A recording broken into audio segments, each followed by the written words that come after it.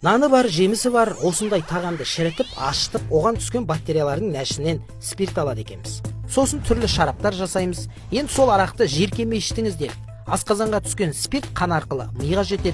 Ол мидағы майда клеткаларды улайды. Істен шыққан клетка тұрып шірейді. Майда тамырлар уақытша жұмысын тоқтатады. Қанның құрамы өзгереді. В общем, ағзада улану процесі жүреді ғой.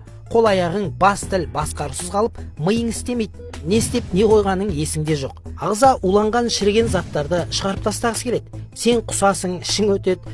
Біраз уақыт өтіп есіңді жисаң, басың сынып тұр. Енді бәрі шіріп жатыр ғой. Су шынягын ұстап түрлі суды қылқытасың келіп, қуғынға жиналған су өзімен бірге жаңағы шірген қоқыстарды ала кетпекші болады. Ал ол қоқыс шірінді мида тұр. Зәрің енді денеңе тарау арқылы миыңа бір-ақ шығады да, шірінділерді жинап тірнеп алып, шығарып тастайды. Міне бітті. Өз зәріңе өзің жуындың деген осы.